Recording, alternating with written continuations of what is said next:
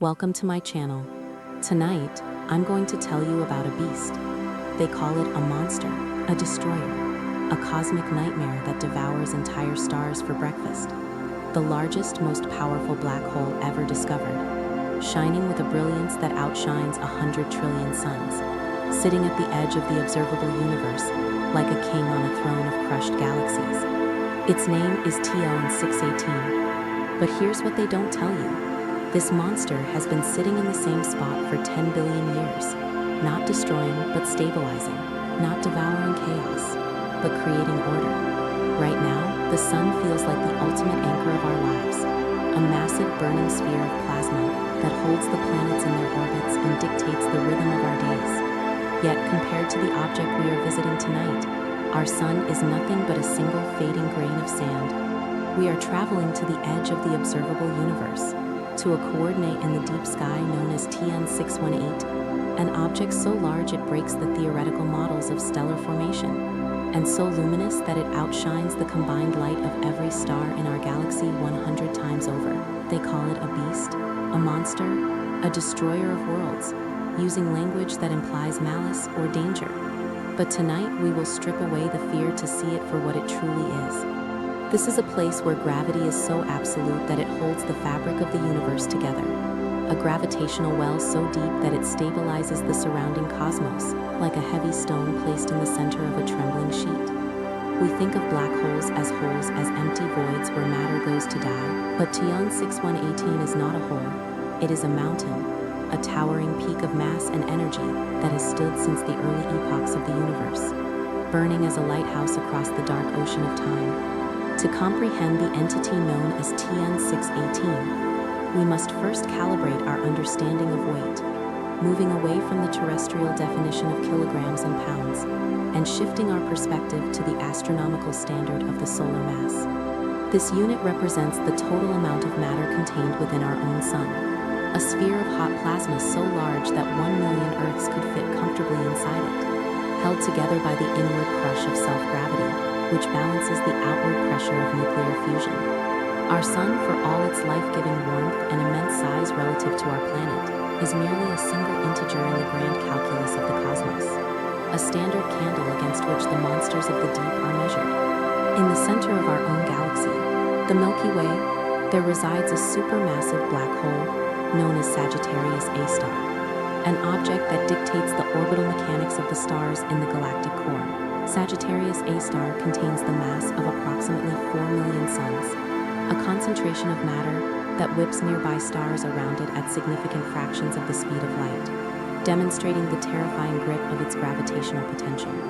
However, when we turn our instruments toward the constellation Canes Venatici and peer into the deep past to observe TN 618, the scale shifts so dramatically that the comparison to our local black hole becomes almost negligible. TN 618 does not contain 4 million suns, nor does it contain 4 billion suns, but rather the observational data suggests a mass of 66 billion solar masses. 66 billion. To visualize this number is to confront the limits of spatial reasoning. If one were to take every star in the Triangulum Galaxy, a spiral system that is a neighbor to our own Milky Way, and crush them all together into a single point, we would still fall short of the mass contained within the singularity of TN 618. It is an object that defies the standard classification of supermassive, pushing astrophysicists to adopt the term ultramassive, a designation reserved for the rare giants that sit at the very top of the cosmic hierarchy,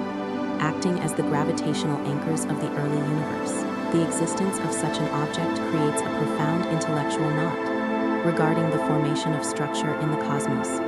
The standard model of black hole growth suggests that they begin as the remnants of massive stars, collapsing under their own gravity to form a singularity, with a mass perhaps 10 or 20 times that of the sun, and then growing slowly over billions of years by consuming surrounding matter and merging with other black holes.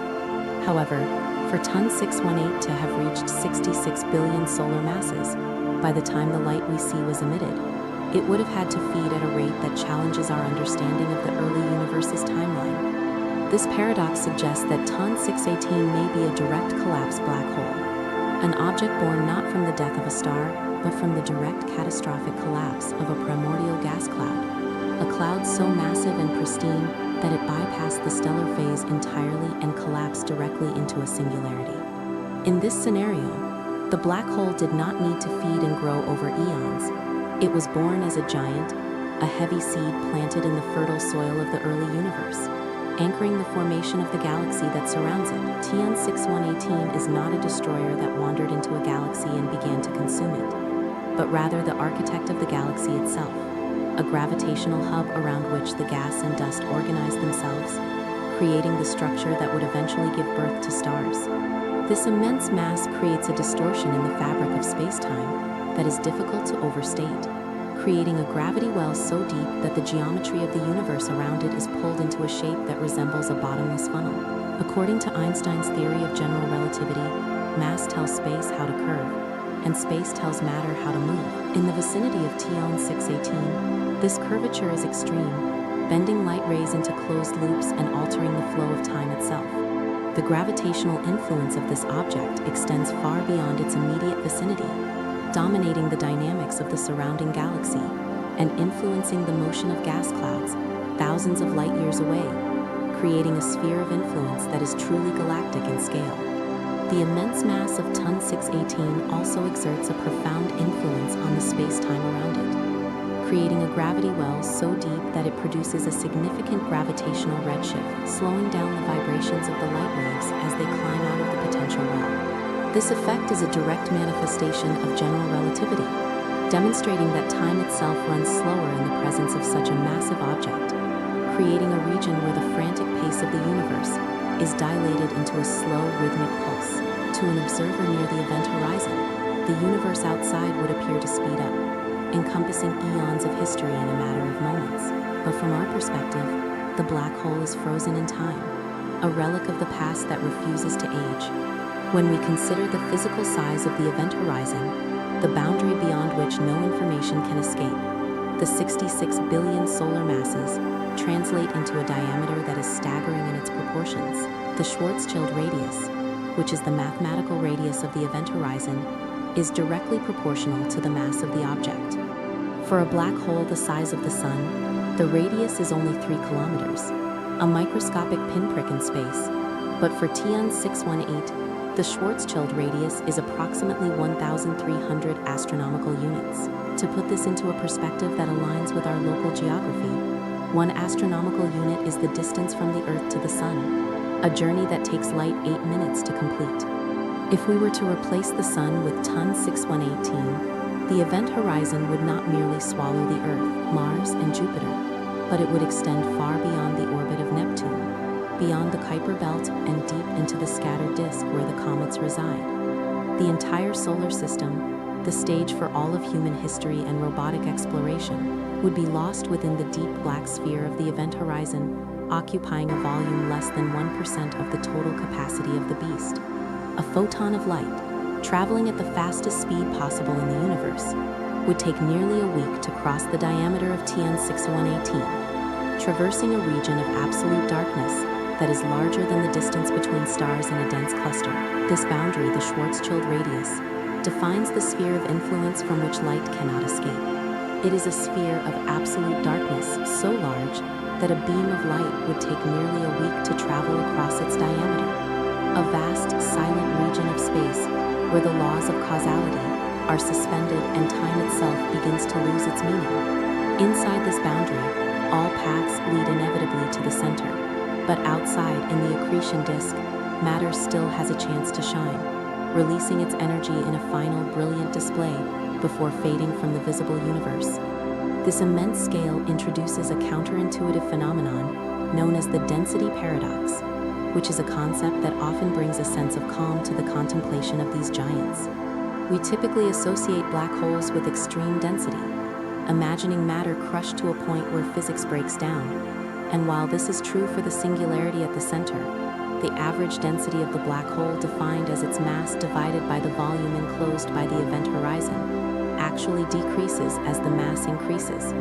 For a stellar mass black hole, the density is astronomical, far exceeding that of an atomic nucleus, creating a violent tidal environment, where any approaching object would be ripped apart by spaghettification long before it reached the horizon. However, the mathematics of the sphere dictate that volume increases with the cube of the radius, while the mass scales linearly with the radius, meaning that as the black hole grows larger, its average density drops precipitously. If we perform the calculation for TN 618, dividing its 66 billion solar masses by the colossal volume of its event horizon, we arrive at a density that is surprisingly low, comparable to the density of Earth's atmosphere at sea level, or perhaps even less than that of water. This implies that if one could ignore the radiation of the accretion disk and simply float toward the event horizon of TN 618, the passage would be gentle, devoid of the violent tidal forces that characterize smaller black holes, allowing a traveler to drift across the point of no return without even realizing they had left the visible universe. For a small stellar mass black hole, the tidal forces at the event horizon are catastrophic, capable of ripping an object apart through spaghettification before it even crosses the threshold. But for a giant like TN 618, the event horizon is so distant from the singularity that the tidal forces are negligible. If you were to approach the horizon of TN 618 in a spaceship, you would not feel a sudden stretching or crushing force. Instead, you would drift across the boundary in a state of free fall, passing from the universe of light into the universe of eternal darkness, without a physical jolt, crossing a point of no return that is as subtle as a shadow on the water. This low density suggests a kind of ghostly vastness, a region of space that has been cordoned off from the rest of reality not by a hard barrier, but by a gentle gradient of curvature. It transforms the concept of the black hole from a crushing machine into a vast, silent ocean, a region of space that is defined by its tranquility and its permanence. The sheer size of TN 618 acts as a stabilizer, a gravitational anchor that dampens the chaos of the surrounding environment, creating a zone where the frenetic energy of the universe is smoothed out into long, elegant curves of orbital motion. The gravitational reach of 66 billion suns also implies a profound stability in terms of position, as an object of this mass is not easily moved by the gravitational perturbations of passing galaxies or the collision of clusters. While smaller galaxies dance and merge, tossed about by the currents of the cosmic web, TN 6118 sits at the center of its potential well like a mountain, amidst shifting sand dunes, a fixed point around which the rest of the local universe must arrange itself. This immovability contributes to the lighthouse quality we observed earlier, suggesting that TN 618 has occupied its position for eons, slowly accumulating mass, watching the universe evolve from the dark ages of neutral hydrogen to the reionization epoch and into the modern era of star formation. The distance to TN 6118 serves as a buffer, a vast ocean of safety that ensures we can study this extreme physics without ever being subjected to it, allowing us to simulate the conditions of the accretion disk in our computers while remaining comfortably ensconced in the spiral arm of the Milky Way. We are separated from the event horizon by a chasm of space and time so wide that the information we receive is diluted to a harmless stream of photons, a gentle rain of data that lands softly on our telescopes. This separation allows us to appreciate the beauty of the physics without the terror of the reality, viewing the catastrophe of accretion as a serene painting on the canvas of the night sky. We rest in the knowledge of what TN 6118 is, a beacon at the edge of time, a massive, silent anchor that reminds us of the grandeur and the stability of the cosmos we inhabit. As we let the magnitude of this number settle into our minds, we allow it to displace the trivial worries of the day, replacing the small, chaotic anxieties of human life with the vast, orderly silence of the ultramassive. The number 66 billion becomes a mantra, a symbol of the deep, slow time of the cosmos, where events unfold over billions of years and the only urgency is the slow, inexorable pull of gravity. In the next episode, we will move closer to witness the brilliance that surrounds this darkness, exploring the accretion disk and the ocean of light that makes TN 6118 visible across cosmic distances. For now, rest in the knowledge of this anchor's immense weight, 66 billion suns holding the fabric of space-time in their eternal grip. Sleep now and drift through the silent geometry of this cosmic giant, knowing that we are safe here, observing from across the ocean of time, protected by the very distance that makes the light so faint, anchored by the knowledge that the universe is vast, ancient, we return to Ton 618, having understood its immense mass and the vast boundary of its event horizon. Now we turn our attention to the brilliance that surrounds it. The accretion disk, a cosmic engine of light that outshines entire galaxies. In the popular imagination, black holes are often conceived as cosmic vacuum cleaners, invisible monsters lurking in the shadows, detectable only by the absence of starlight, where they block the view. Yet the object we are visiting tonight belongs to a different class of celestial architecture entirely, known to astronomers as a quasar, or a quasi-stellar radio source. It is a paradox of physics that the darkest objects in the universe are capable of creating the brightest environments, a contradiction born from the ruthless efficiency of gravity conversion.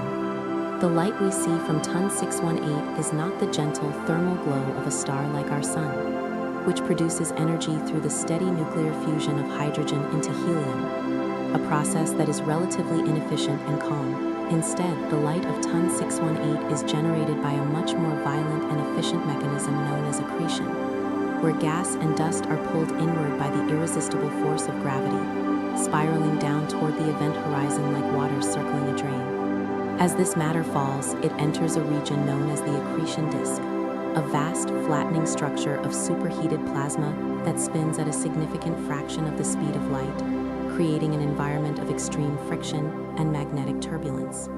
In this disk, the particles of gas are packed so tightly and move so quickly that they rub against one another with ferocious intensity, converting their kinetic energy into thermal radiation, causing the disk to glow with a brilliance that eclipses entire galaxies. This process converts mass into energy, with an efficiency far surpassing that of nuclear fusion, releasing a torrent of photons that span the entire electromagnetic spectrum, from low-energy radio waves to high-energy X-rays and gamma rays. The luminosity of this object is difficult to comprehend, estimated to be 140 trillion times that of the Sun, a number so large it becomes abstract, requiring us to visualize the entire Milky Way galaxy with its 200 billion stars, and then imagine thousands of such galaxies combined, all shining from a single compact region of space. If Ton 618 were placed at the center of our solar system, replacing the Sun, its accretion disk would not merely engulf the Earth and Mars, but would extend far beyond the orbit of Neptune, filling the entire sky with a blinding wall of fire that would vaporize the planets in an instant. However, from our safe vantage point on Earth, separated by a distance of 10.4 billion light-years, this inferno is reduced to a harmless speck, a silent testament to the energy that existed when the universe was less than a quarter of its current age. We are looking at a ghost, an image of the universe as it was 3.5 billion years after the Big Bang, a time when the cosmos was denser, hotter, and more chaotic than the quiet, expanding void we inhabit today. The photons striking our detectors tonight departed the accretion disk of Ton 618 long before the Earth was formed, traveling through the intergalactic medium for eons, passing through the filaments of the cosmic web, dodging galaxies and nebulae, and stretching as the universe expanded, shifting their wavelength from the ultraviolet into the optical and infrared. This phenomenon, known as cosmological redshift, serves as a measure of distance and time, stretching the light waves like a spring as they traverse the expanding fabric of space-time, turning the harsh, high-energy radiation of the quasar into a softer, older light. The accretion disk that surrounds the central singularity is not a chaotic mess, but a highly structured system governed by the laws of magnetohydrodynamics, where the flow of plasma is dictated by the interplay of gravity, viscosity, and magnetic fields. As the gas spirals inward, it carries with it magnetic field lines that become twisted and amplified by the rotation of the disk, creating a magnetic cage that channels the flow of matter and energy. These magnetic fields are capable of launching jets of particles perpendicular to the disk, accelerating electrons and protons to near light speed and shooting them out into the intergalactic void, creating vast lobes of radio emission that can span millions of light years. The friction within the disk is driven by the magnetorotational instability, a complex interplay of magnetic fields and fluid dynamics that transfers angular momentum outward, allowing matter to spiral inward and release its gravitational potential energy. It is this mechanism of energy release that makes Tian 618 so efficient, converting up to 40% of the mass of the infalling matter into pure energy, a stark contrast to the less than 1% efficiency of nuclear fusion in stars. This implies that for every kilogram of matter that falls into the black hole, a significant portion is converted into light, illuminating the cosmos with the dying breath of the consumed gas. This is not a violent destruction, but a transformation, a conversion of matter into information and radiation that travels outward to touch every corner of the observable universe. The accretion disk is not merely a flat ring, but a flared toroidal structure, thick with gas and dust that obscures the central engine from certain viewing angles, creating a dusty torus that absorbs the high-energy radiation and re-emits it as infrared heat. This torus acts as a reservoir of material, slowly feeding the accretion disk and sustaining the quasar's luminosity over millions of years, ensuring that the beacon does not flicker or fade. The sheer size of the accretion disk means that the temperature gradient is vast, ranging from millions of degrees near the event horizon to a few thousand degrees at the outer edge, creating a multicolored spectrum of light that peaks in the ultraviolet but extends into the optical and infrared. This temperature stratification allows different elements to exist at different radii, with highly ionized iron and oxygen atoms surviving in the inner regions, while cooler neutral atoms reside further out. The light from these different regions combines to form the composite spectrum we observe, a layered message that tells the story of the conditions within the gravitational well. As we drift closer in our imagination, shielded by the safety of the theoretical observer, we can begin to appreciate the structure of this light, which is not a uniform glow, but a complex layered emission. The outer regions of the accretion disk emit primarily in the infrared and optical spectrums, a deep red-shifted glow that represents the cooler, slower-moving gas that has just begun its descent.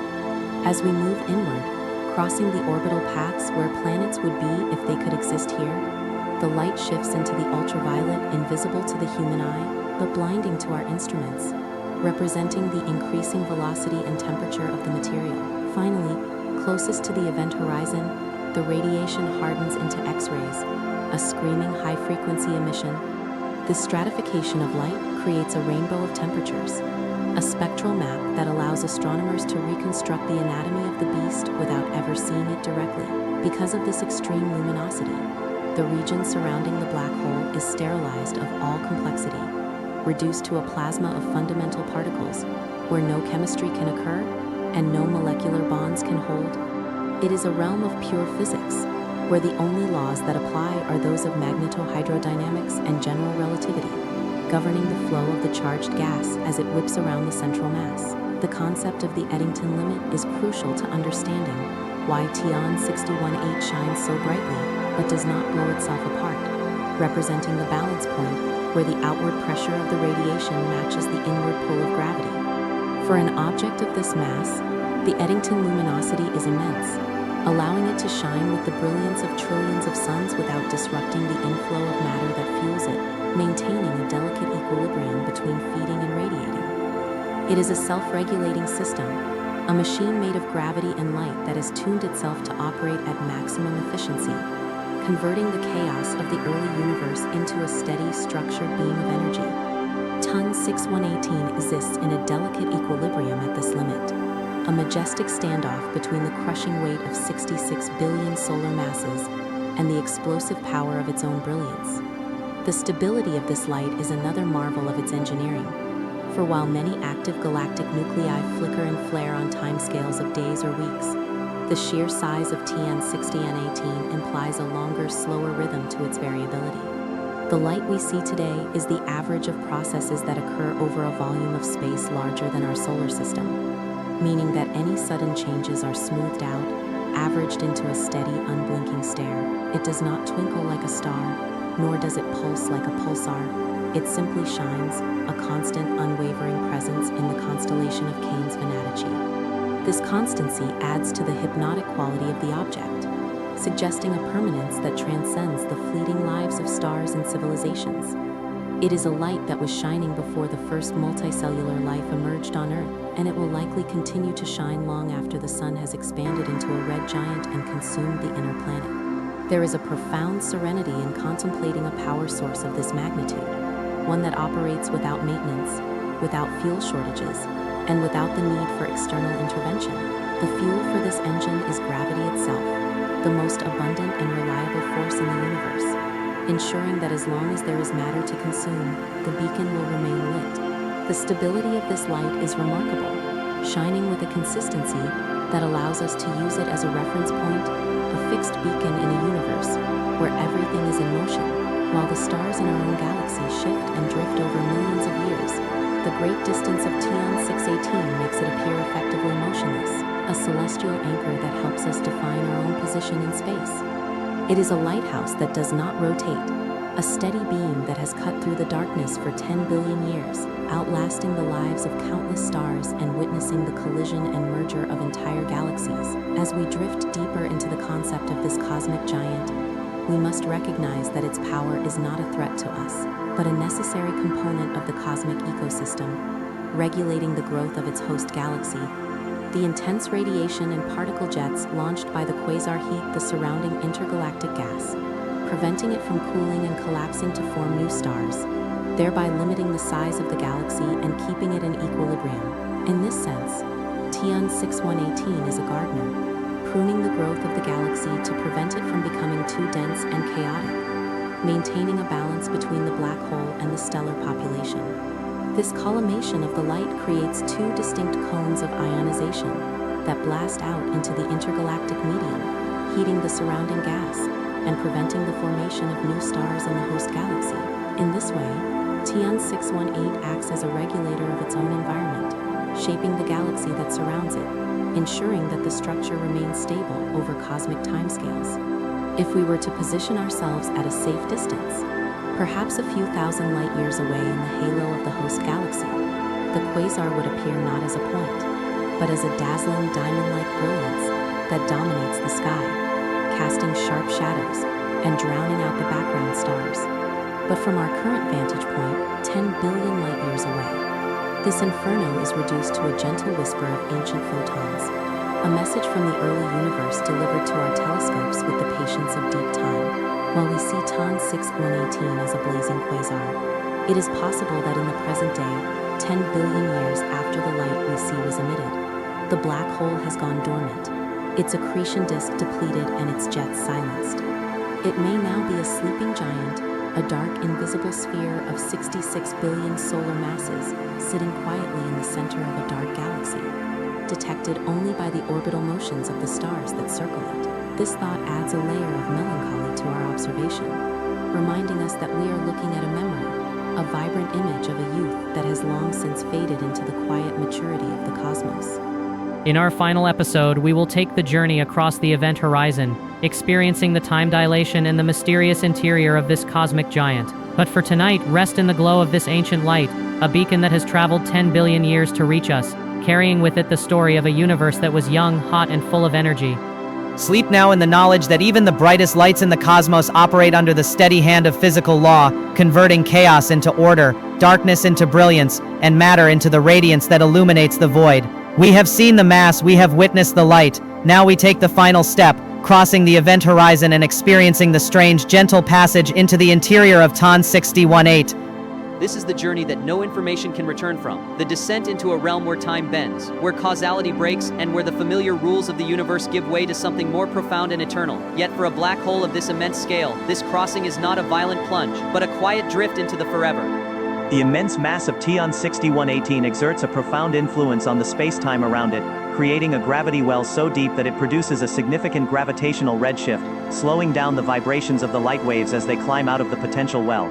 This effect is a direct manifestation of general relativity, demonstrating that time itself runs slower in the presence of such a massive object, creating a region where the frantic pace of the universe is dilated into a slow, rhythmic pulse. To an observer near the event horizon, the universe outside would appear to speed up, encompassing eons of history in a matter of moments, but from our perspective, far away and safe, the black hole is frozen in time, a relic of the past that refuses to age. If you were to watch a spacecraft approach the event horizon from a safe distance, you would witness a peculiar phenomenon. As the ship draws closer to the boundary, its clock appears to slow down relative to yours. The light from the spacecraft would shift toward the red end of the spectrum, stretching and dimming, and the movements of the crew, if you could see them, would appear to slow to a crawl. As the ship reaches the exact edge of the event horizon, time dilation becomes infinite from your perspective. The spacecraft appears to freeze, suspended forever at the boundary, its image growing dimmer and redder as the photons struggle to escape the gravitational pull. This is the frozen star effect, a term used by early researchers before the concept of black holes was fully understood. From the outside, nothing ever appears to cross the horizon. It simply freezes at the edge, fading slowly into darkness over an eternity. But from the perspective of the crew aboard that spacecraft, their experience would be entirely different. They would feel no slowing of time, no stretching of their bodies at this stage. Instead, they would drift smoothly across the boundary in a state of freefall, crossing the point of no return as easily as passing through a shaft of sunlight. This is the paradox of the event horizon, an impassable barrier from the outside, yet no barrier at all from the inside. For a small stellar mass black hole, the tidal forces at the event horizon are catastrophic, capable of ripping an object apart through spaghettification before it even crosses the threshold. But for a giant like TN6, if you were to approach the horizon of TN618 in a spaceship, you would not feel a sudden stretching or crushing force. Instead, you would drift across the boundary in a state of freefall, passing from the universe of light into the universe of eternal darkness without a physical jolt. It would be as subtle as a shadow on the water, a crossing so gentle that you might not even realize you had left the visible universe until you turned around and saw that the stars had vanished. This low density and gentle crossing transformed the concept of the black hole from a crushing machine into a vast silent ocean, a region of space that is defined by its tranquility and its permanence. The event horizon is not a wall, not a membrane, not a physical surface, it is simply the mathematical boundary where the escape velocity equals the speed of light. Inside this boundary, all paths lead inevitably to the center. If you tried to fire your rockets and escape, you would find that even at maximum thrust, even traveling at the speed of light, every possible trajectory curves inward. The future direction of all world lines inside the horizon points toward the singularity, not as a matter of insufficient power but as a geometric necessity of the curved space-time. Once inside the event horizon, the nature of space and time undergo a fundamental exchange. In the normal universe, you can move freely through space but are dragged inevitably forward through time. Inside the horizon, these roles reverse. You can move freely through what was once the time dimension, but you are dragged inevitably inward through what was once the radial spatial dimension. The singularity is no longer a place in space that you might avoid by clever navigation. It is a moment in your future, as unavoidable as next Tuesday. As you drift inward, the volume of space around you begins to contract, not because you are being crushed, but because the geometry of the space itself is collapsing. The singularity at the center represents not just a point of infinite density, but a moment of infinite curvature, a place where the equations of general relativity break down and quantum effects which we do not yet fully understand must take over. Current physics cannot describe what happens at the singularity. It is a boundary of knowledge, a place where our mathematical tools fail and we must admit the limits of our understanding. But this uncertainty is not something to fear, it is an invitation, a reminder that the universe still holds mysteries, still guards secrets at its most extreme edges. What would you see as you cross the horizon and drift inward? The external universe would be compressed into a shrinking disk of light behind you, blue shifted by the extreme Doppler effect of your motion and the warping of space-time. The stars and galaxies, all the light that has been falling into the black hole since its formation, would be visible in this disk, a complete archive of the observable universe compressed into a single brilliant point. Ahead of you and to all sides, there would be absolute darkness, not the darkness of a moonless night, but the perfect, complete absence of light. No photons can reach you from the direction of the singularity, because all light paths lead inward.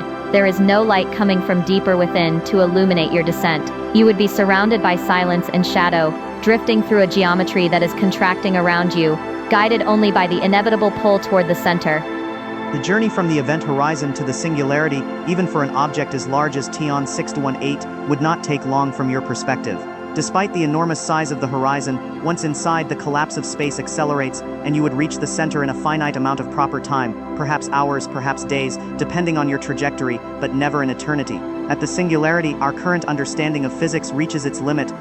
General relativity predicts a point of infinite curvature and density, but we know that this prediction signals the breakdown of the theory itself. Quantum mechanics, which governs the behavior of matter at the smallest scales, must play a role here, but we do not yet have a complete theory of quantum gravity that can describe the singularity.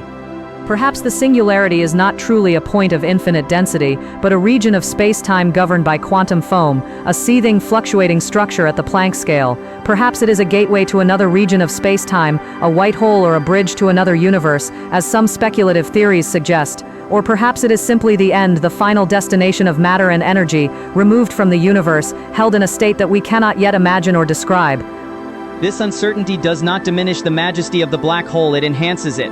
TUN 6118 is not just a gravitational well, it is a laboratory where the laws of physics are tested to their limits, a place that challenges us to extend our understanding, to develop new theories, to reach beyond the boundaries of current knowledge. We must also consider the origin of the matter that makes up this 66 billion solar mass figure, tracing the genealogy of the particles that are now locked forever behind the event horizon. These particles, protons and neutrons formed in the first few minutes after the Big Bang, were once part of vast gas clouds, pristine reservoirs of hydrogen and helium that floated in the dark void before the first stars ignited. Over billions of years, through the relentless action of gravity and friction, they spiraled inward, joining the accretion flow, shedding their angular momentum and their thermal energy, before finally crossing the threshold to become part of the singularity. In this sense, TUN 618 is a vast archive of the early universe, a repository of matter that has been removed from the cosmic cycle of birth and death, preserved in a state of timeless suspension.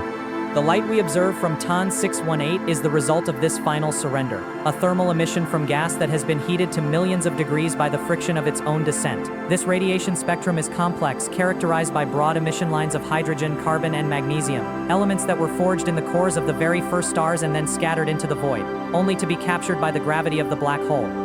The presence of these heavy elements tells us that even in the early universe, the cycle of stellar life and death was already well underway, enriching the cosmos with the chemical building blocks that would eventually form planets and life. When the last star in the universe has burned out and the galaxies have drifted apart into the expanding void, TUN 618 will remain, a dark, silent sphere of 66 billion solar masses, holding its secrets in the deep freeze of the degenerate era. It is the ultimate survivor, the final state of matter, a fortress of solitude that stands against the entropy of the dying universe. The black hole does not decay, does not dissolve, it simply persists, growing colder and darker as the eons pass, evaporating only through the faint whisper of Hawking radiation over timescales, so vast they dwarf the current age of the universe by incomprehensible factors. In the far, far future, when the cosmos is cold and empty, the black holes will be the last objects to fade, whispering their final quanta of energy into the void before vanishing, leaving behind a universe that is truly empty, truly dark, but that is so far in the future that it might as well be forever. For now, in our epoch, TUN 618 shines across the deep past, a beacon and an anchor, a monument to gravity and light. And so we rest at the edge of the unknown, having journeyed to the largest single object in the observable universe. TUN 6118 remains, a silent anchor in the deep ocean of space-time, holding its secrets across the vast distances. We have traced the weight of 66 billion suns, admired the brilliance of the accretion disk, and contemplated the gentle, inevitable descent into the interior. We have seen that even in the most extreme environments, the universe operates under laws that are elegant, predictable, and strangely serene. The event horizon is not a place of chaos, but a boundary of transformation, where matter and light are converted into something beyond our current understanding. As we let the magnitude of this journey settle into our minds, we allow it to displace the trivial worries of the day, replacing the small, chaotic anxieties of human life with the vast, orderly silence of the cosmos.